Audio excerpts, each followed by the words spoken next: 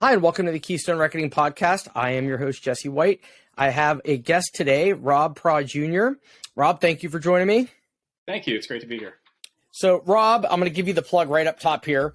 Rob is a former state house candidate in the 58th district in Westmoreland County, which we'll be talking about primarily. But he also did something that most people should do when they run for office. He wrote a book about it.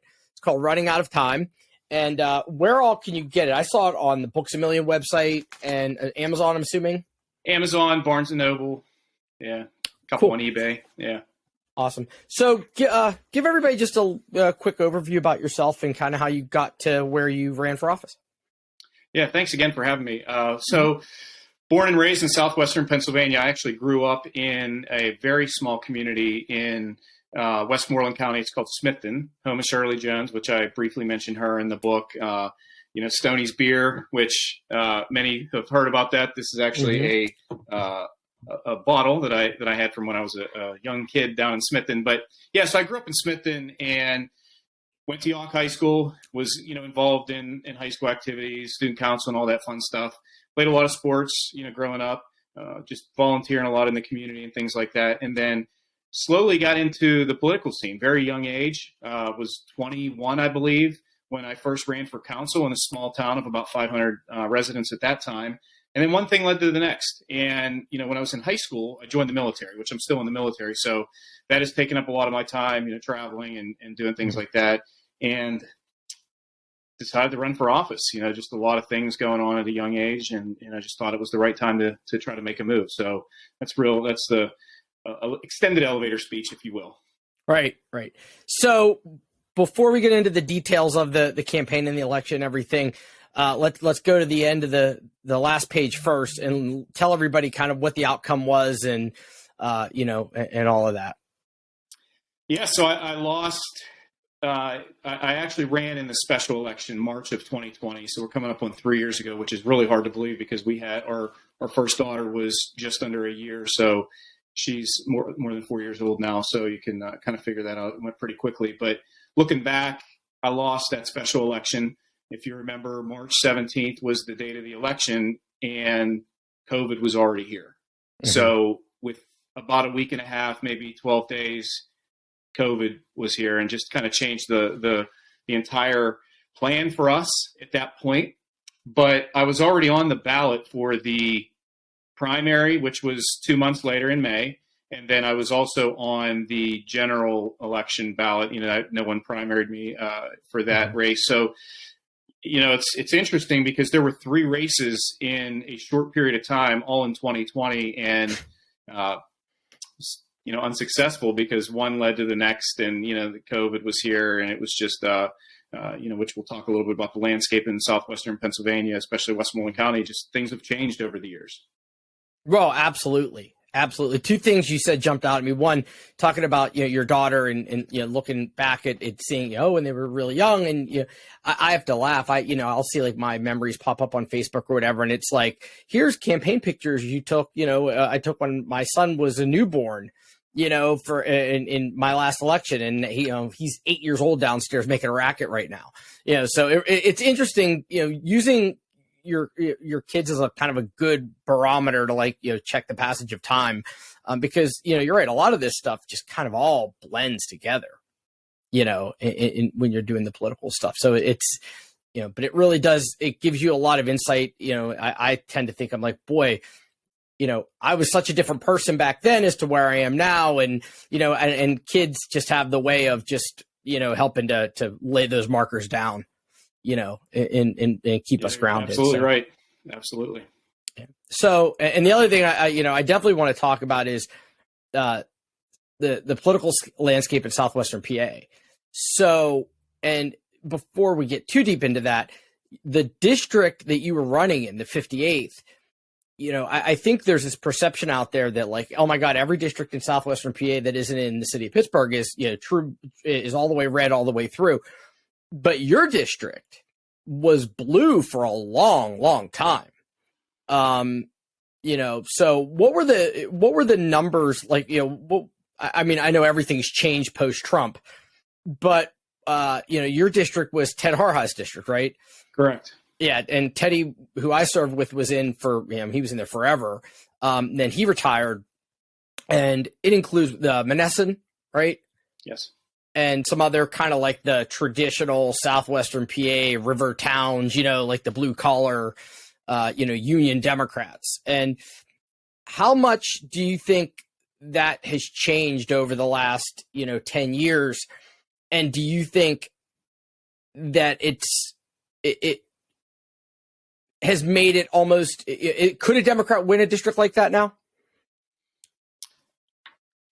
I think I would have a hard time saying never. I think it is, it is very, very possible, because I want to believe, and I might be a little naive here, but I want to believe that the residents in this area, and I'm speaking Mon Valley from Menneson to North Bell Vernon, Smithton, West Newton. That's, my version of the Mon Valley. There's some different definitions out there, but I tend to think that those folks look at the candidates.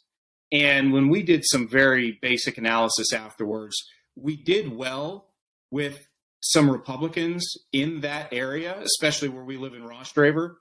Mm-hmm.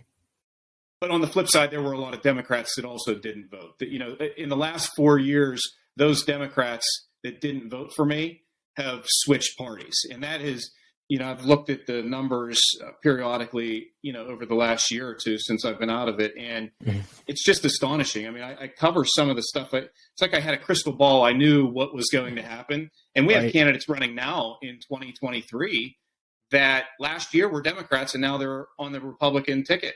It's just, it's interesting. Do you think that that's because they now align more with the Republicans, or is it one of those, I'm a Democrat, but a Democrat can't win here, so I have to run as a Republican?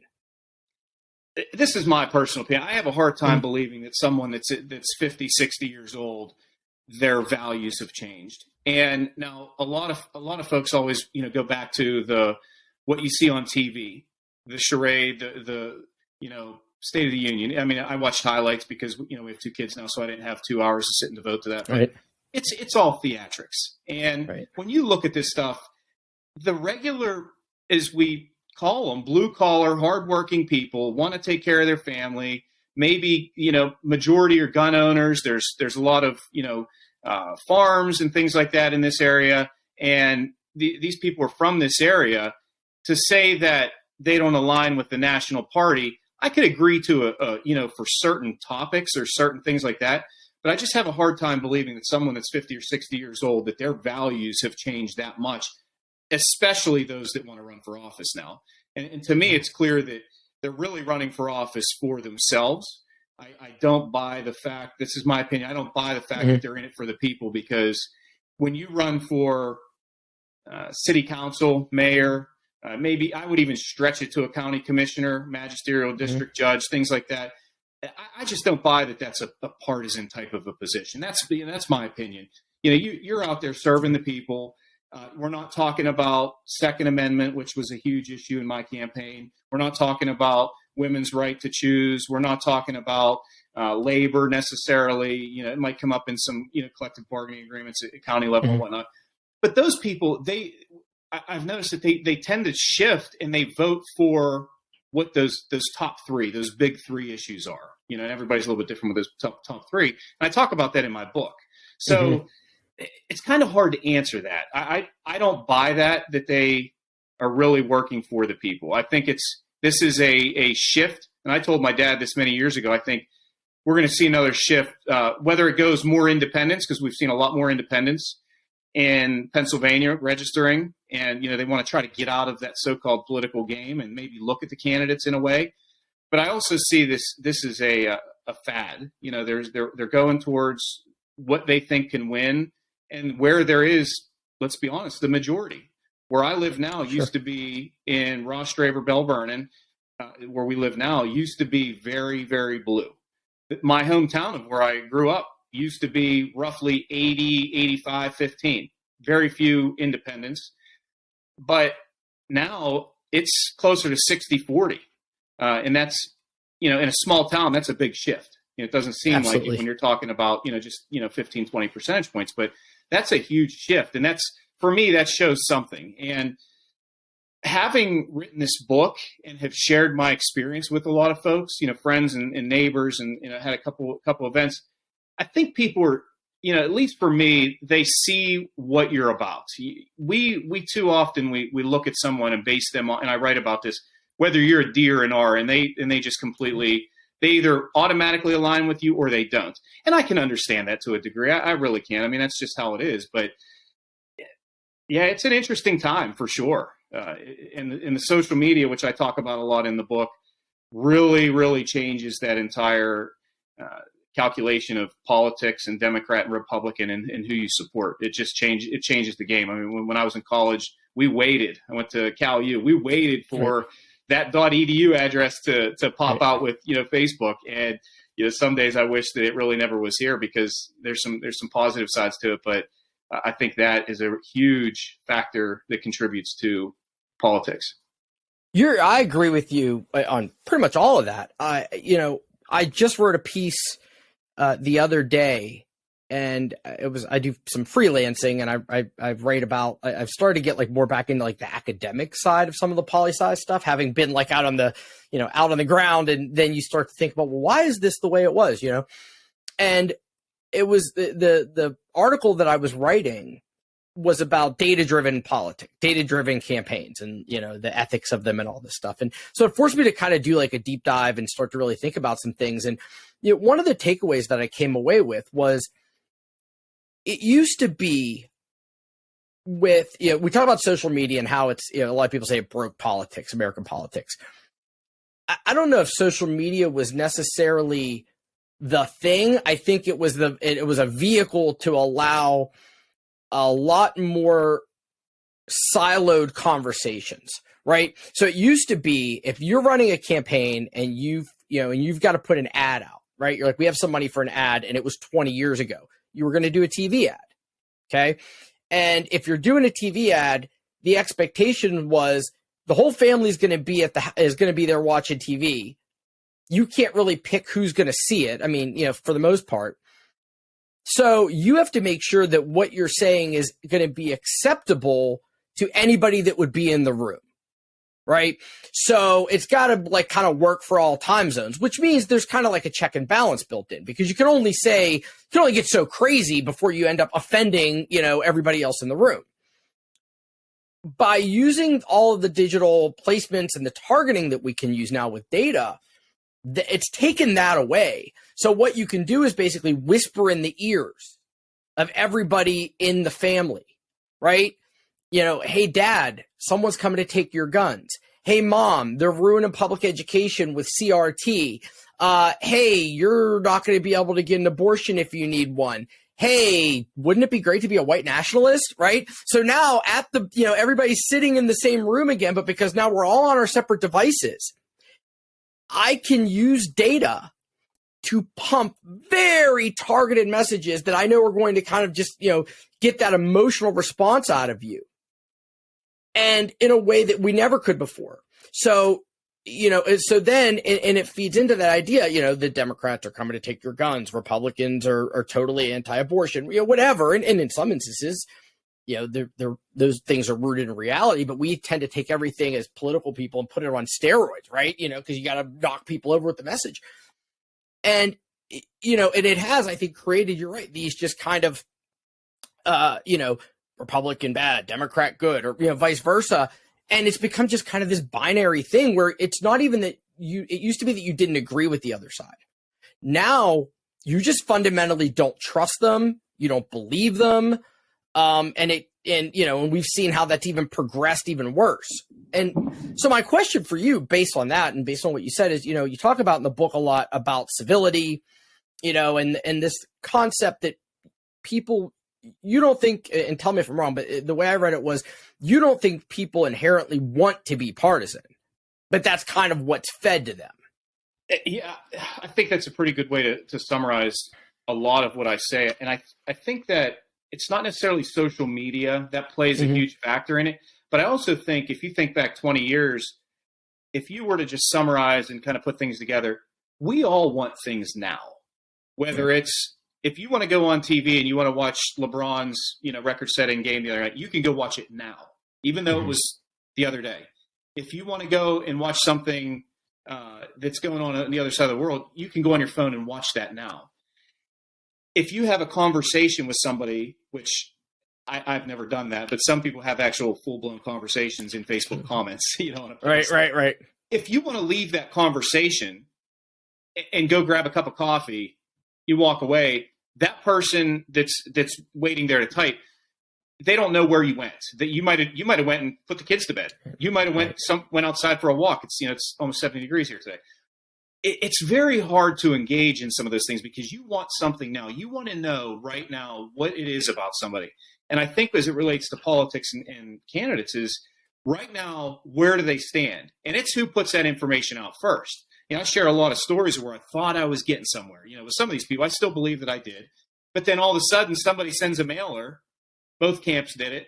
Somebody puts something on Facebook, an ad, and it destroys everything that you had that human interactive conversation with them. So I really think that a lot of it, like the nucleus there, is we all want something now. And whatever it is, you go online and you can find it. And however you shape it, if you want somebody to be, and in my case, which I am, pro Second Amendment, I believe in the most safest way, store your guns. I talk about my, the little pieces of where I stand on guns and whatnot. But if you want Rob to be anti-gun, you'll find something that Rob is anti-gun.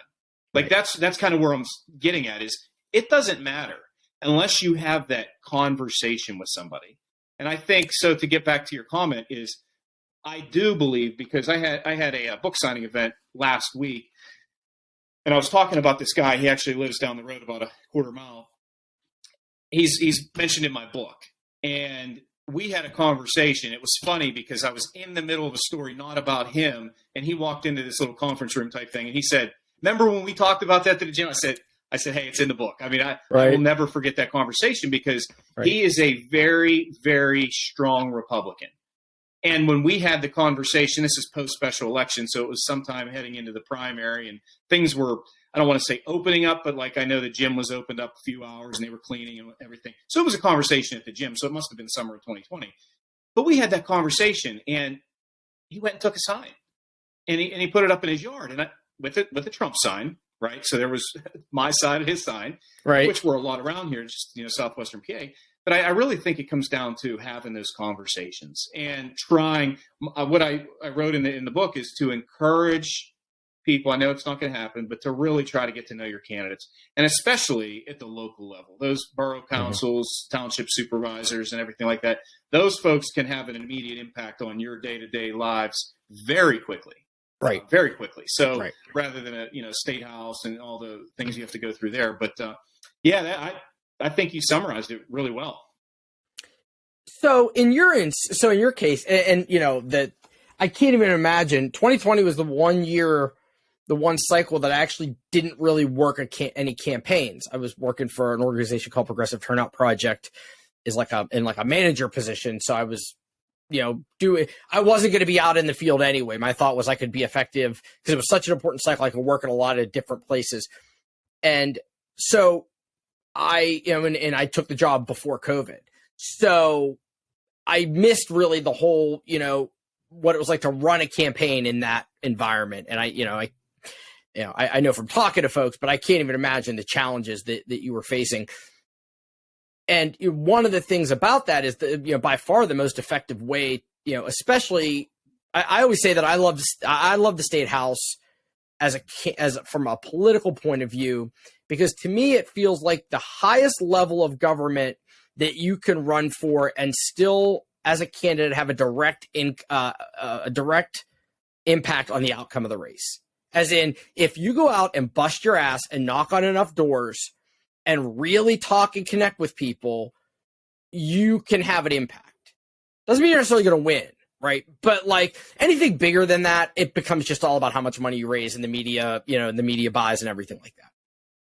So what was it like, you're going to run for office. You're excited to do it. You're going to take that step, right? When you're like, okay, you've talked to your family and your friends and you're like, should I do this? Should I not do this? You have like the big, thing. I'm going to do it. you get involved, and then, this once in a lifetime event happens to everybody. How did that impact kind of how you were able to campaign? What it, obviously limited what you were able to do. And what do you think, but for COVID, what do you think would have happened differently? That's a tough question. I really think, one of the things you mentioned there is, talking to your family about, running, getting all excited, amped up and everything. That was the first conversation I had was with my wife, and our daughter was 2 months old. So this is going back to 2019 when I decided, because I knew that, in this area, I thought there was a really good chance we still had the voter registration numbers. They were in our favor. I felt like we were moving up the hill there. We weren't starting at the bottom. So we already were in a good spot. We weren't standing down looking down on anybody, but we were halfway up the hill. And I thought, this is a good opportunity. The state rep, he was one Court of Common Pleas position. He lived close. There were a lot of people that I met even while he was in office when I had, not even really thought about running, that said, hey, he's a great guy. We voted for him. I know people personally that were Democrats that voted for him, because he's local, right? So, the district is big, the 58th. At that point, it's changed in the last year, but he's local. That was the answer. And I thought, okay, well, that's good too, because I'm, right down the street from him, literally within a mile. And so when I talked to my wife, I had to make sure she was on board. And then I had to make sure the family was on board. And I wrote a little bit about that in the book, where I had a big gathering, friends and family. And I told them what I was going to do and what I wasn't going to do. So,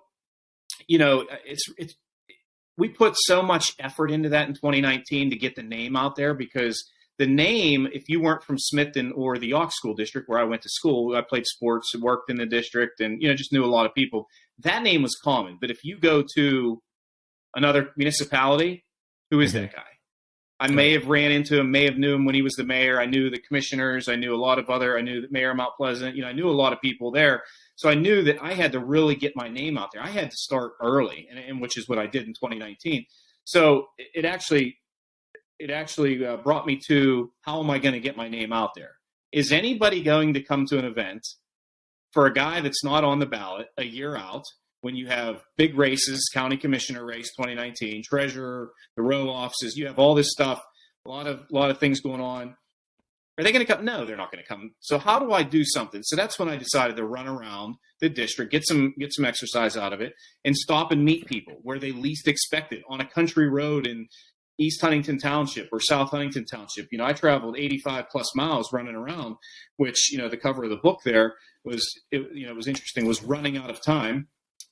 I thought I needed to get all this stuff done.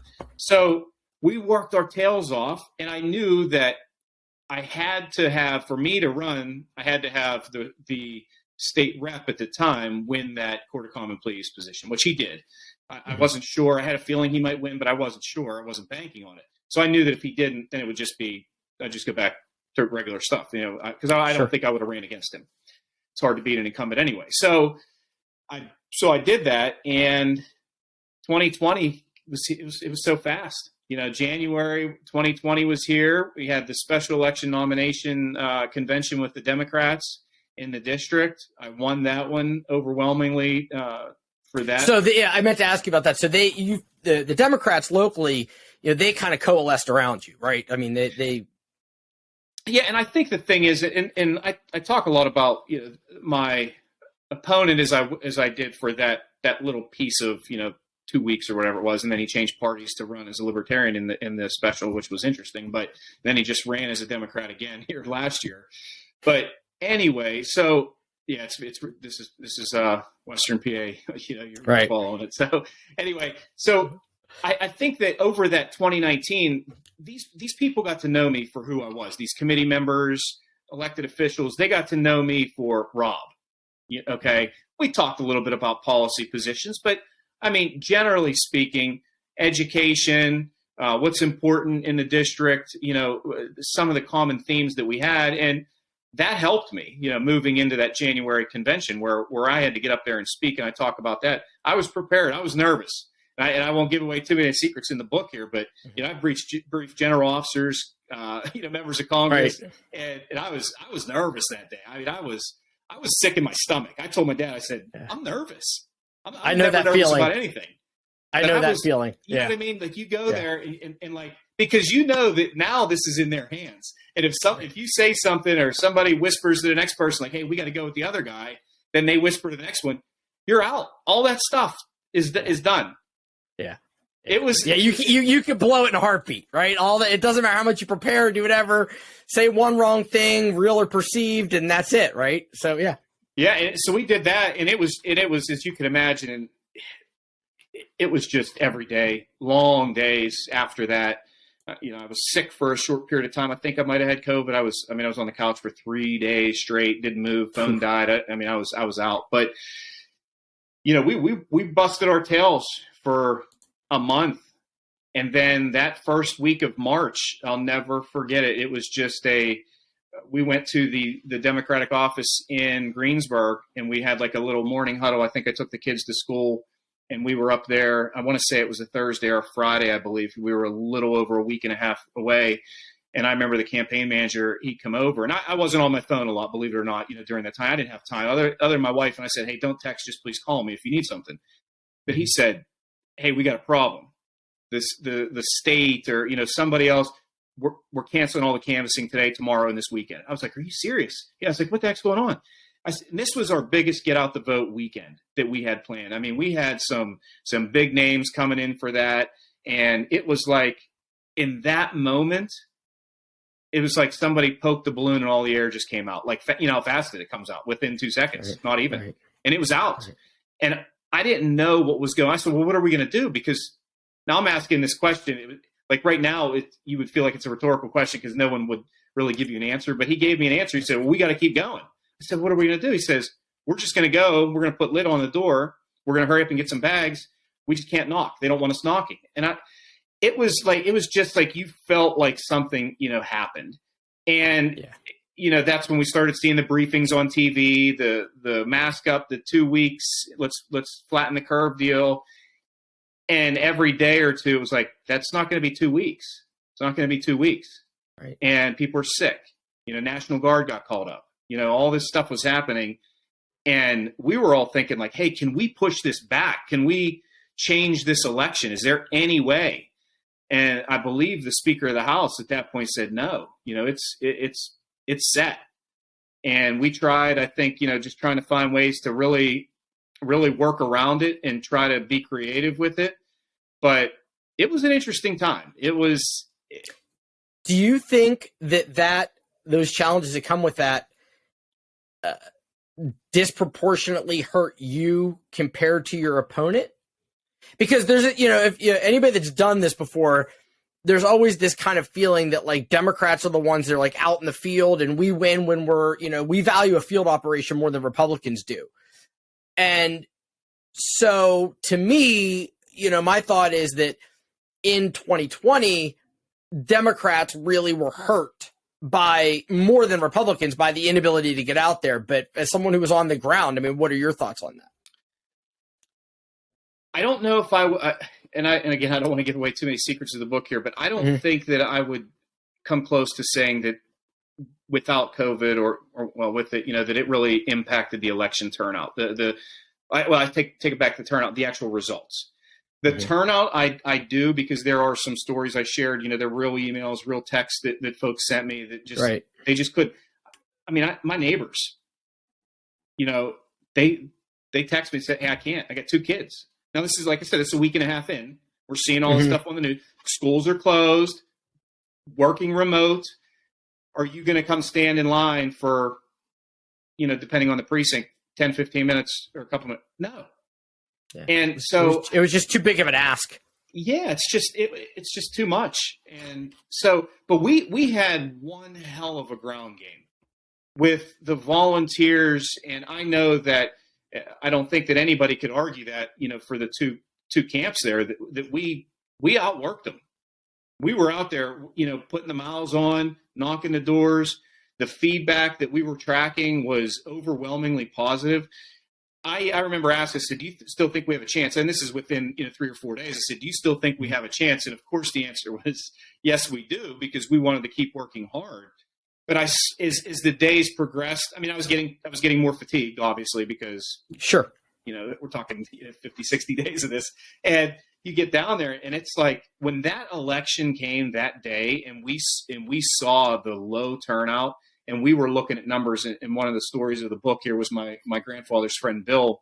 He was helping in Monessen, and it was a precinct that 200 and some voters, 96% Democrats. I mean, we were calling, we need 30% turnout, which is high for a special. Mm-hmm. But we said, if we can, over there in these big areas, Monessen and Jeanette, they can't catch us. They're not going to be able to catch us. But the numbers were coming in. We're getting calls from these precincts, 7 voters, 12 voters. Yeah, and to be clear for the people listening, we're talking about the special election, right? So, and you make a great point, and I hadn't really thought of it when, you look at the timeline. I mean, really, could you have picked could there have been a worse date for this, right? Like in retrospect, if you had to go back and say, pick the worst day possible for a special election, like mid-March 2020, I mean, it was it, because it was bad enough that everything was just shutting down and everybody was in that shock of like, oh my God, is this real? Like, what is this, something out of a movie? But we were far enough into it that you're like, this is no joke, right? And everybody's, but we didn't know enough about, I remember, I always think back to like, go into the grocery store and like, I'm like wearing gloves and like all that, because you're like, how the hell do you get this virus? We didn't know. Nobody knew. So you're right, to ask people to go out and vote in what would be normally a low turnout election anyway, but doing it during that period of time, whereas by November, right, we were like, we were able to do a vote by mail operation. We knew a lot more. There was a lot, you know what I mean? It was a whole different kind of thing. But like, it really was like the worst possible time you could have ever asked anybody to come out and vote. It was. And I guess to follow up on that is, so do you think that part of the problem was for you as a Democrat was the kind of reckless abandon that some of the Republicans were messaging about COVID early on? You know what I mean? Like the whole, the kind of, I think based on what I saw that year, and obviously it got much more politicized as we went on, more about when to come back and all that kind of stuff. But it felt as though just Democrats took it more seriously. And I hate to generalize like that, but I don't think that's an overgeneralization, right? Felt like Democrats were taking it more seriously because you have to remember at the time, Trump was standing in the White House briefing room saying it's nothing, it'll be gone in a week. And, this whole thing, downplaying it.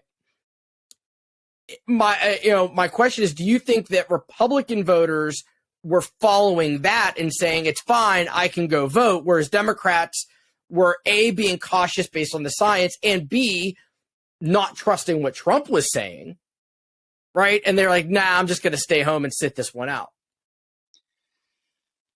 I don't know how to really answer that, because that last week when COVID came out, I don't remember much of the politicization of that, because we were just trying to get folks to go vote. I don't remember, to be fair, I don't remember much of, one party versus the other. I mean, we were very, right, at that point, within that week. Now, obviously, like you said, as we got into April and May, it was just, it really did turn political at that point. And I remember seeing videos of after, my opponent at that time, after he won, this was in March or in early April, he was standing on the street having truck drivers honk at him, holding up a sign saying about no masks, no freedom. That when all that stuff started, you remember? So, I don't remember it during the special, but I know that we were very cautious, because the thing that I think is important for those that are watching it, if they remember that election, was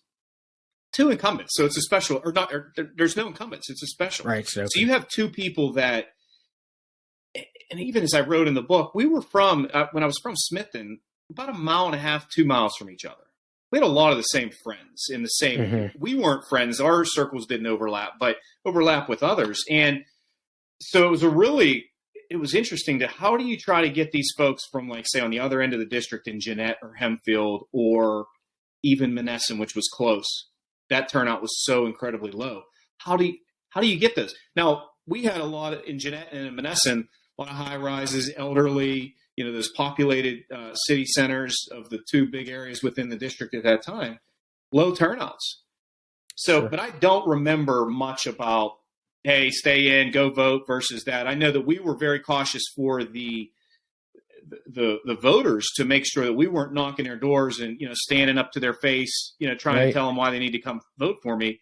We hit the phones as hard as we could. But again, people are worried about themselves and their family, which you can't blame them. So all of our volunteers, the numbers just went down. All that stuff was canceled. We had one or two events scheduled that weekend, that Get Out the Vote weekend, some big events that we actually had to cancel. And then we had a big rally. It was called a Rally in the Valley. I'm familiar with the Rally in the Valley. I've been to the Rally in the Valley on occasion. We had one scheduled. We had the big names coming in and canceled. Yeah. We had all this stuff. And it was just like, you could tell that like all that air was out of the balloon in terms of that. What was the percentage in the special? It was about 36%. Or for the results or the for the results. Yeah, I only had about 36%. Yeah, he did a lot better than we expected. So going into that, you obviously then had, because it was an open seat, I'm sure you had the HDCC and the kind of the top level organization. Did they think it was a winnable race? I mean, did they invest in it like it was special? Yeah. Oh, I think so. I think when you look at the candidates, if you look at them individually and you look at, he switched parties 3 or 4 years ago, with that switch after 2016, really, when there was a big influx of Republicans from Democrat. But we really thought we had a chance. We went to a couple events, we both spoke. I had labor behind me. I had every which, group you could possibly think of. And the comments were, hey, you're very well spoken, articulate, your topics, you have a vision and a goal. Mm-hmm. And again, I'm not going to, this isn't about him, but there were some differences between the two of us. And we felt good. I mean, I was actually in the book without giving throw. I keep saying that because there's so many little stories with it. But I was actually happy that he was the candidate at that time when he was selected from the Republican convention, because I actually thought the lady that was the other person who was running would really beat me terribly. I just, because she was a very solid candidate. And then, in the book, you could see what she said about him. I mean, it was just, she was shocked at the outcome of how they did their selection process. But so I was relieved, which is interesting because he kind of blew me out of the water unexpectedly. And I think it was the D versus R. That's why I talk about that all the time, is that when you talk to people face to face, when you have those conversations, and this happens all the time, that you get to know a candidate and you really can see the difference there versus just what is labeling them. One thing I always tell people is that imagine walking around with a sticker on your shirt, or maybe something that's sewn on there every day, like a uniform that has D or R. Mm-hmm. The reactions you would get if you go into the grocery store or, the gym, you would have people, and it would probably happen more towards, I would say, I'm just being general here, but probably more towards Democrats, because I had people drive by yelling obscenities. The worst one was in Monessen. My family was outside with me. And my mom said, "Who do you think?" I said, "I have no idea. I mean, it could be anybody." But it's like, why would you do that? You're just. It was tough, to see that. And you had people on social media was a mess. You had these people that were constantly writing stuff, and it was just.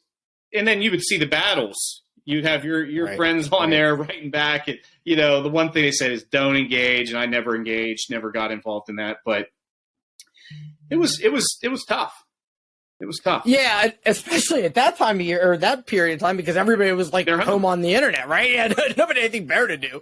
Everybody's at home. No, you're right, and I've always said that I think the one legacy of Trumpism that has really kind of poisoned our politics is that the way Trump, forget his policies, just the way Trump conducted himself just gave everybody permission to be the worst versions of themselves.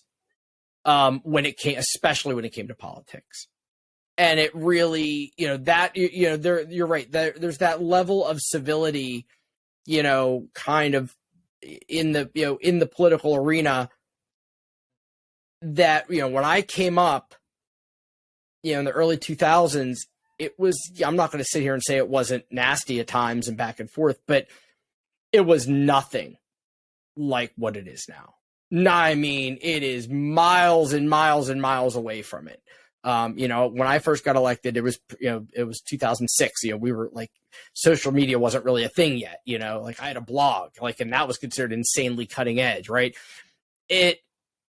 But the ability for going back to what you said originally, this idea of like instant, that everything has to happen right then and there, and I think a lot of that, what it sounds like you're telling me is, if people don't meet you and have a chance to have that, form an actual opinion of you, we're so quick to try to get people to make snap judgments, right?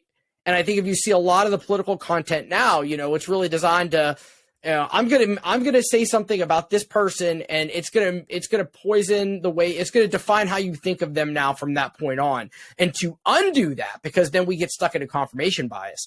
To undo that then becomes really hard, and one of the things that I always drive home to every candidate I work with is, step one, define yourself. Step two, define your opponent. And, I got that from an old Washington County practitioner of politics, and I've carried it with me for years and years and years, because it's so true that those first impressions really do matter. And I think that what you're saying about social media especially is it's just made it so much easier to make those to kind of solicit or elicit those snap judgments from people.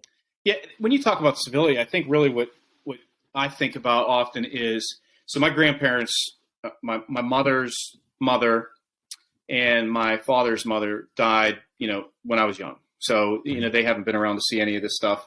I'm sure they're probably thinking, what in the heck were you doing? But you always want to make your parents proud, so if you have your parents, you definitely want to make them proud. Like that's in your spouse, and things like that. But how would your grandparents, because I think sometimes, at least, from what I've seen, your grandparents, like my grandfather, sometimes very, very honest with me. Right. Whether it's, I'm proud of you, or when we were younger, don't talk to your parents that way. Or right, yes, right. Like your parents, they're there to try to make you a better person and, help you out and do all this, magical, wonderful stuff like I do with our kids. How would your grandparents feel if you were talking to someone or treating them that way? That's just the way I look at it, right? So these people that were just downright nasty, do you think that your grandparents would think that's appropriate behavior? Okay, so that's like part one. Part two is, how would you justify to your children, at least that's the way that I look at it. Yeah. So, having two young girls right now, because social media, I'm sure in some shape or form will evolve over the next 10, 15 years. It'll be something completely crazy. We might not even know what it will be. But there's people that live around us that use social media, and it's F this, it's, and it's usually political, okay?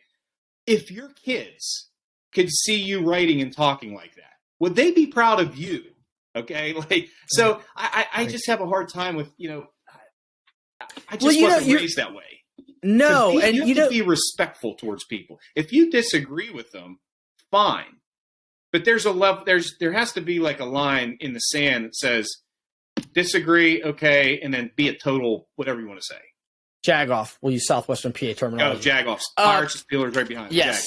So yeah, and I think what it goes to is, I think the problem is you and I are operating from a base, this thought of that they are our opponents, not our enemies, right? unfortunately, Yes. I think that what we've seen is, again, as a byproduct of Trumpism, but I'm going to go even further back. And I think that in Western PA, there's evidence to really support this. Trumpism was kind of the tipping point. But to me, from what I saw, it was in 2010 with the Tea Party. That's when you saw in Southwestern PA especially, we lost all of those seats in the state house. We lost a ton of them. And you started to see that like defiant, and, it's no coincidence. It had, a lot of it was backlash against Obama, and, being on the ground there, you saw racism come out in ways you never would have imagined from people before. Democrats too. It was wild to see. And you start to see that backlash in 2010, and that defiant, we're going to go into your town hall meeting and raise hell and do whatever. And it just kind of, became this big buildup. And at some point, it became this thing where Democrats are evil. They're out to get us. They're trying to change, and they try to grab that mantle of patriotism, that the Democrats or anybody that didn't agree with them were something else, something different. And I think that in their minds, it got to the point where you as a Democrat running for office, because you in their mind represented such a clear and present danger to their way of life, you were no longer an opponent, you were an enemy. Therefore, you were not entitled to that same level of respect. Right? Like that's the problem. Like we weren't being seen the same way. Therefore, you're not entitled to that level of respect. So there's none of that, there's no shame to it, right? They feel no shame or no remorse. So like, that's just, this is what they're supposed to do. Yeah, it really did come down to that. I mean, I've told a lot of people that we just ran at the same time. Mm-hmm. We both voluntarily, at least I was voluntarily into this with the family. We both ran. It's not that if you read, and I'm speaking to anybody that's going to watch this, if they read the end of the book, it'll summarize how I felt and how it was with my opponents, because I wasn't super critical of him during the race. I didn't have time. There were things we clearly disagreed on, mm-hmm. Hands down, a lot of things actually. And, the way that the whole political machine was with running things and whatnot. But some people have actually asked me, it hasn't been recently, but 2021 mostly, when we started getting back together with folks, why did you hate him? Well, who said I hated him? I never said I hated him. We ran at the same time. I mean, I don't know what to tell you. What I wanted to do for you as the voter was I wanted you to see the clear differences in where our answers were on a debate. And in the book, I talked about the debate in 2020 that I sent him a letter. It was a very professional, well-written letter that I still have a copy of, just asking him to debate. That we will have one from each camp, if they want to do it, ask questions. But let's just ask it and let's debate it out. We're not timed to a half hour, take commercial breaks. Let's just do it and record it.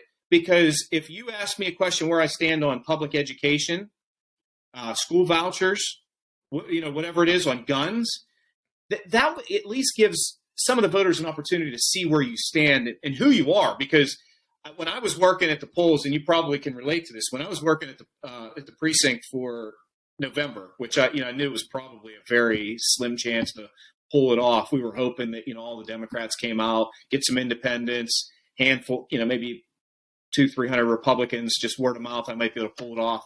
But people said, "Who are you?" I said, "Hey, I'm on the ballot." Mm-hmm. I lived down the road because I went to the largest precinct, which is ours in the township here. I said, I was in this my third election. It was kind of funny, because there was 3 elections. But people don't even know who you are, your name and your face. And to their defense, most people don't pay attention. We do. But a lot of people don't. And what they do is they make you the enemy. If you are that party, and if you on social media, it just kills me sometimes. I see people just bashing the Democratic Party, that if you are aligned with the Democrats, that you are the enemy of the country. Yeah. And I sometimes, I do the scrolling by, and I'll be the first to say it, especially publicly, is I've deleted people on Facebook over the last 2 or 3 years because it's I do only have Facebook, and this is the truth. I put it in the book, because when I was in college, just to connect with students, with friends, with other schools, and a way to network and whatnot, because LinkedIn wasn't there. But I've deleted so many people, and then you run into them somewhere, like, are we still friends? What are you talking about? Like, I deleted you because I don't feel like reading your stuff. That's not why I go on there, to read your misspelled, uninformed, just completely bogus nonsense. There's people that live around us that I know that if we delete them, it's going to be like, well, why did they delete us? I thought we were neighbors. Right. So read some of their stuff is like, and it goes back to your kids, because we all have kids too. And it's like, right. Your kids could read and comprehend. Our daughter's, 4, so she's starting to put some stuff together, but she hears things and she understands, and she can sense, the emotions of how you're talking to somebody. If your kids read that, what some of these people post, it's like, what is wrong with you? Yeah. But it is the enemy. It's made out to be that if you are that other, if you don't believe what I believe, which is why I love our country and why I love the process, because what you believe, you can't force that on me. And I will never force my beliefs on you. We will come together as the same party, maybe agree on a couple issues, disagree on a couple issues, and we'll be united. You may have the parties, other than the other night on TV, which was it's become a joke, I think, at this point. I didn't even watch the State of the Union. I've only watched. I watched a hockey game. I watched a hockey game instead. I hate to admit it, but I was like, you know what? If something insane happens, I'll read about it. But it's that's just the way it's become. Is that with the country, like, we will be united. We were united on 9/11. We were united, on many other times in our history as a country. But we let this day-to-day, this stuff that I'm a firm believer, you're on this earth one time, and, make the best of it. There's, all the other, whatever you believe in and all that stuff is, but make the best of it. Don't be miserable every day. And some of these people, when you see it on social media, it's like, is that all you think about all day long? Yeah. We all have our opinions, and we want to make sure we have Social Security. We want to make sure that now with the court ruling of education, and these, some of these parts of the cities in Pittsburgh and Philadelphia are funded. I mean, the list goes on of issues that we need to do better at. But it's really, at the end of the day, if you were to summarize everything and why I ran, is that we need to make this a better place than we found it. Whether it's one thing or it's 100 things, we need to come together and stop the D versus R stuff.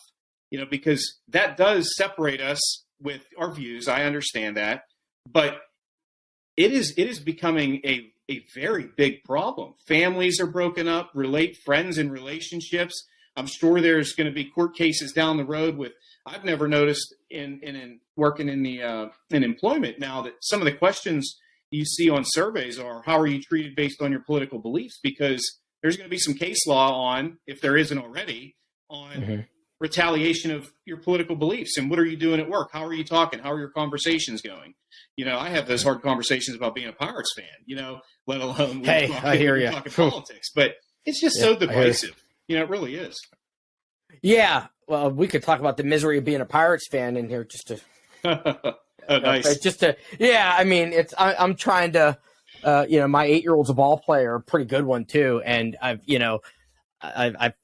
done this horrible thing of making him a Pirates fan. And it's just, I feel horrible about it. That's a whole other issue. But, but here's the question I have about that, because I think it really kind of sums up this kind of, moral dilemma that Democrats, both as a party and individually, have is, we're basically saying, like, it shouldn't be this way, right? But to some extent, aren't we kind of taking like a slingshot to a knife fight or a gunfight? Because if the other side isn't going to stop, and there are real things at stake, right? And there are real elections have consequences. If I'm a Republican, I want nothing more than for Democrats to be like, well, we need to work together, we need to do whatever, and then it sounds good, and then we get our asses kicked on election day, and we watch the backslide. I mean, and I struggle with that, because on some days I'm like, that's the way it should be, and on some days I'm like, you know what, F that, beat them at their own game, let's get tough, let's get real, and call them out on their bullshit. But that involves going in the mud, right? I mean, getting in the foxhole or whatever you want to call it. Like, you gotta get real in order to do that. And I think, quite frankly, a lot of Democrats at the candidate level and things like that, I don't think they have the stomach for it sometimes. So how do we reconcile that? I mean, I know there's no answer here, but I mean, how do you do that? It takes a special person to run. I will tell you, just knowing firsthand and speaking of my experience, the stuff that you go through, you have to. I think you have to do some sort of a self-awareness check, mental health, which is very important. And I think you really need to check on yourself and have others check on you too. I think if I were to ever talk to somebody that's running for office, I would never turn them away. I think that it's a great experience. I think it's that we need people that want to be there, that really want to go out and do it for themselves, not because they switch parties and can win next month or whatever it is. But you need to make sure you have that strong foundation from your family and friends. And when I talk about that with all the nastiness and things like that, and really a lot of my stories they either come full circle, a couple of them kind of sail off, but there's a theme that I take when I talk to people about the book is getting to know the person. I've said that a few times now. Some of my very best friends are Republicans, and they can't stand the president now, which we would disagree, but we don't sit and text about our issues, because I do want to believe, and they might watch this, or I don't know, but that's not the most important thing right now in our life. It's let's go take the kids together somewhere. Let's go on That's not the kind of relationship you have with them. Like, that's let's not go what your relationship golfing. Let's go do something else. And I think that you have to have those friends to support you, because when it's all over, like after the election, halfway through the book here, and it's embarrassing to say, because I didn't fall to this, but I found myself. And it was kind of a joke at one point with my friends, but I started drinking. Right. COVID was here. I mean, I like myself a nice glass of whiskey like anybody else, or, a cold beer at a Pirate game for $14 or whatever. But if you don't have somebody that support network to help you and to see, changes, because it, as running for office can change you. Oh, hell yeah. And I'm saying that very lightly. Like, it's, I only did it 3 times in 9 months or whatever, but you have to have that support network, because it's a lot. It's an up and down every single day. It really is. And you really hit on it. And, I've been out of the game for a while now, and I still keep the therapist industry, well at work. But, it's funny because, I did it, I was like the young guy ascending, and everybody's like, oh, this guy's a hard charger and everything. And then, all hell breaks loose, because when you get in and actually start to do something, and then, but you hit on a part of it that I don't think it's talked about enough, is this, when you have that kind of wall of support of family and friends behind you, it's that essential basis. Like, you never have to watch your back, right? Because they've got they're your back. And I went through a scenario where, my mother, who was like mentally ill and had all these, drug problems and everything else, filed a bullshit lawsuit against me while I was a candidate, right?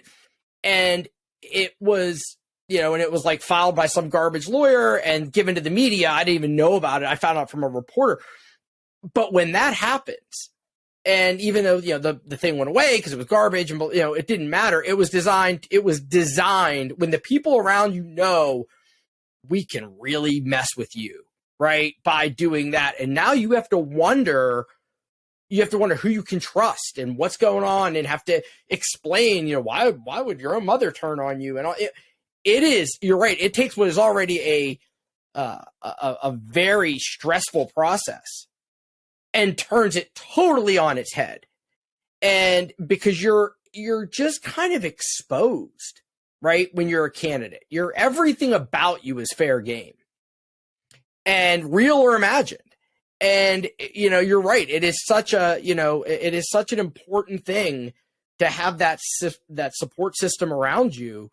And I think that that's something that doesn't get, quite frankly, talked about enough, right? In terms of the wellness aspect of it and what it's, if you do it right, if you actually give a damn, right, what you're in for. And I think part of that doesn't get talked about, quite frankly, because it would really screw up our recruitment efforts, right? Like who's getting, you know what I mean? Like, well, let me ask you this. What you thought running for office was going to be like and the reality of it, how far apart are those two things, having been through it now? I would probably have to break it down to a couple different categories, to be honest. But I think if you were to just kind of put it all together, probably pretty close, to be fair.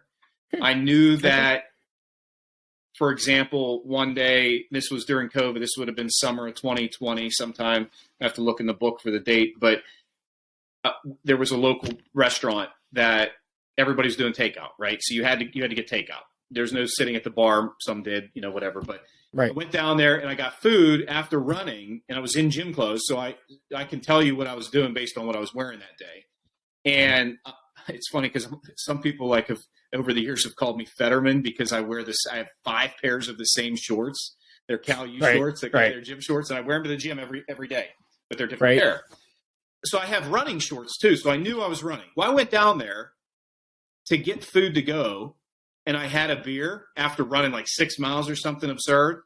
Mm-hmm. Somebody took a picture, and I don't use TikTok, but it was on TikTok or something. And somebody ended up taking a picture of it.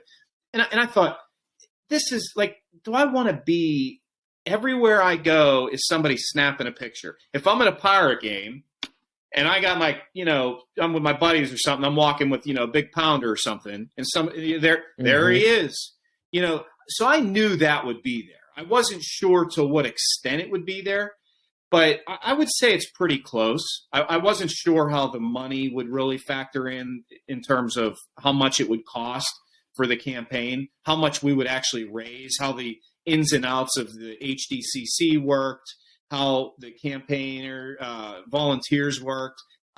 I went back to Smithton where we knocked every door if you were Democrat or Republican. But then you can't do that now because you're knocking 100,000 doors. I mean, whatever it is. So probably pretty close because I just had an idea. I thought this through. So, well, honestly, that's a higher level of awareness, I think, than most candidates have when they start. And to get back to kind of, you were talking about after the special, at that point, given the way that turned out, I'm guessing did like HDCC party support kind of like dry up after that?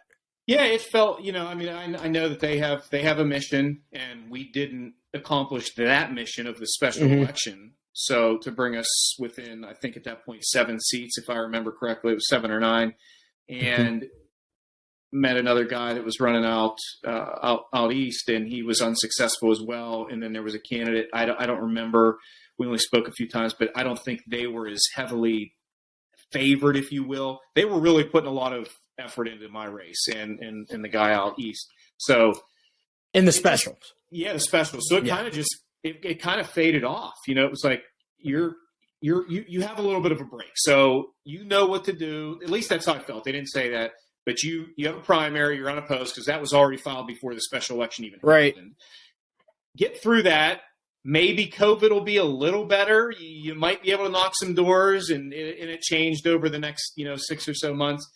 But then when we got closer, which I talk a little bit about in the book, is we just had to do things the way we thought we should have done them.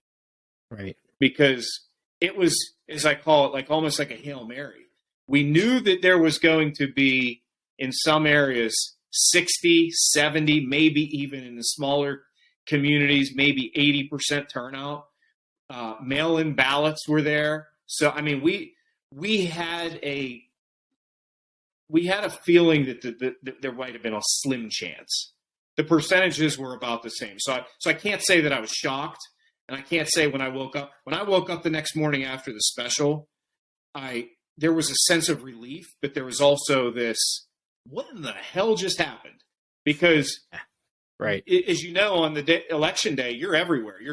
You're really not influencing too many people at that point because they're either going to come vote. You're not going to go pick them up. The cake is baked. Yeah. You're not going to grab them out of work and say, hey, go vote.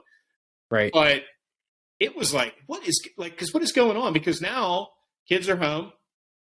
It's all briefings on TV, state and federal. Things are still closed.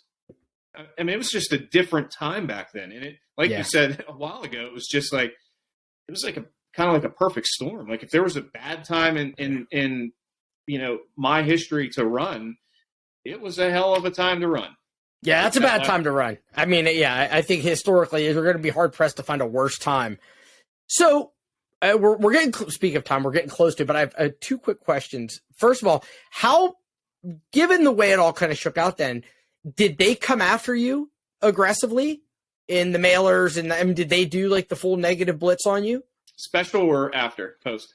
Either or. I mean, there was some negative from both sides. I talk a lot about that towards the end of the book. In the special, I don't recall much in heading into November. I think that his funding was probably like the same as mine, kind of tailed off. And I think that they were banking on, which I would probably say is a fair assessment, that they were going to win. They didn't need to, right? They didn't need to. Why are they going to try to get an extra 30 or 40 grand from Harrisburg or somebody else to fund it? But yeah, it was an interesting time. And when you talk about that, I mentioned my mom a lot throughout the book, with everything happens for a reason, which is her go-to. She said that to me the other day. Anytime something in the family, there's something going on, she says it. It's like second nature. And it's like, Mom said it, everybody feels good now. We're good. If she says it at dinner. The best part about in this book, besides the relationship with my dad and putting it all together, and we were always close. It's not like we like kumbaya came together and we're running the special and we're going to be close forever. We were always close, but this brought us closer. Right. That bonding to have somebody. And I think in addition to having that family and friends support, you need to have somebody, if you're running for office, that you can pick up the phone, that not only can you trust, but they will listen. You just need somebody to listen.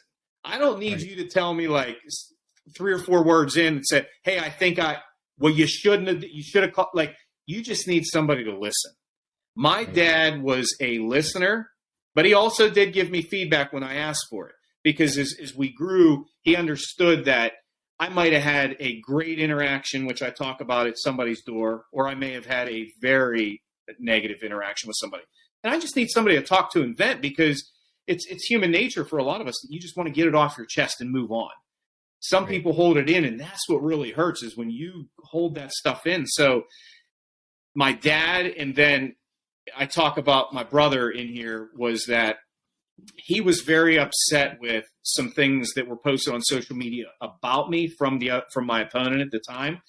And it was actually his family that was posting it. And my brother really wasn't involved in the campaign. He was, he was a steel worker at the time. My dad was a retired steel worker. So I had steel worker backing. They're actually on. So I'll give away an egg here. So the book is supposed to mirror this. This is like a military style book. You buy them $10, whatever. And it's a notebook, and you keep notes. And I still have it. So the first sticker I put on there from labor was Steelworkers 3403. And so this is to try to mirror that book. Only a few of my friends said, hey, man, that's a green book. I was like, yeah, you're good. You got that one. But I feel like that's pretty good. My grandfather was actually an international rep for the Steelworkers. So oh, nice. Yeah. But they were there for me. It was a great, just a great experience. Met a ton of great people. But my brother, when he started seeing some negative posts, Facebook and different things, he was mad. He came here on October 28th or whatever it was, Halloween weekend in 2020.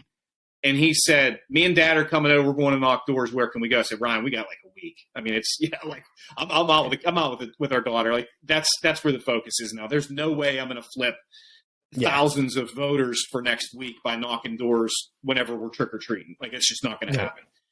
And that brought us back together. So I'm always a glass half full. A lot of people say glass half empty, glass half full.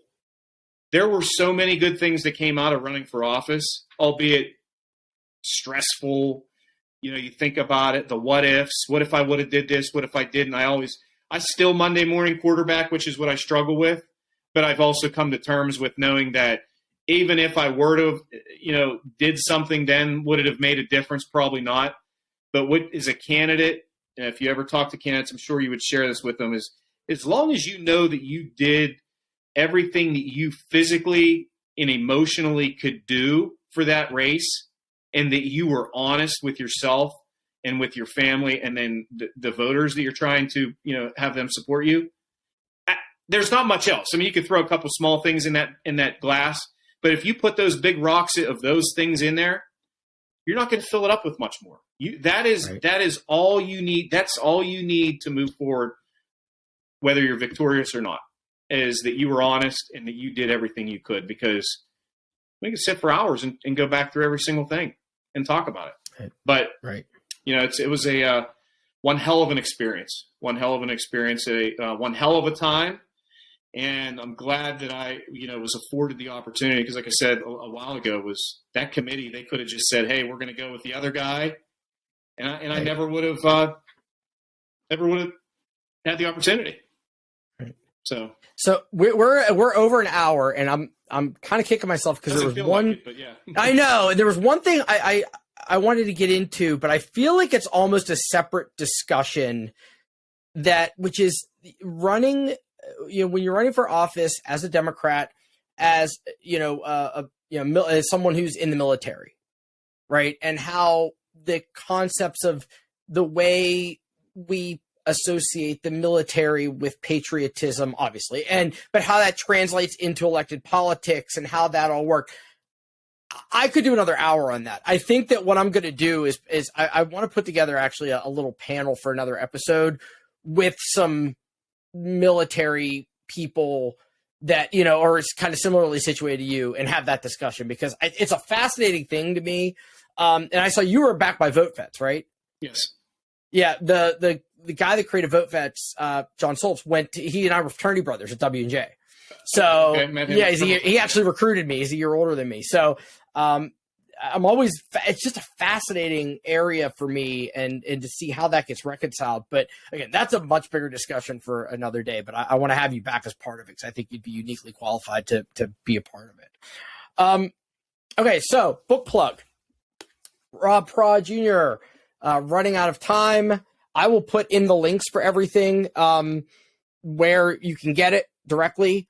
Take a look. It is, it's an insightful book. I love when candidates write books and talk about their experiences based on like the real on the ground stuff, right? Like I'll be honest, people give me political books all the time by people that clearly didn't write them, and I'm like, this is just a vanity project, right? Like people that are, giving their big opinions on all these things. I like to hear about like the actual, the boots on the ground, what really happened, and like those little anecdotes and all that kind of stuff. That's the kind of stuff I like, because I know that stuff's real, and that's where I think we can, people that are wanting to run for office or want to understand it better.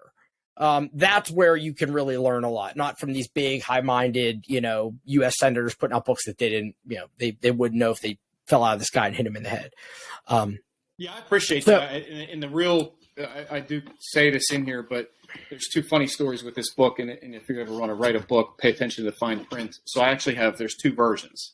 And when I was finalizing the contract, and I signed it all, we took a little photo with my wife and daughter at the time. We were excited. Apparently, somehow I signed something that said that we would have all colored photos. Didn't think anything of it. But to print colored photos is pretty expensive. So they sent me the first batch of books, 10 books or whatever it was. And I looked on color photo. Did I send you a color one? I think so, yeah. So I looked on the back and I said, $64. Who's going to pay $64 for that? So they said, well, you got to review the contract. You signed the one with colored photos. And I was like, I want to color the cover.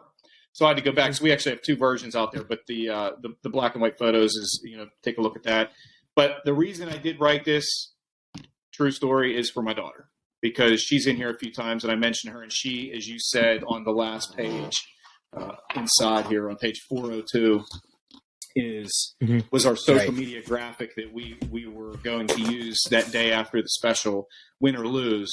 And you can see how little she is. It's just crazy how fast things go. But I wrote it for her, and so when she gets older, she could read this, because she was part of the journey, and she just was in her carrier. I carried her. I went to the dinner, holding her.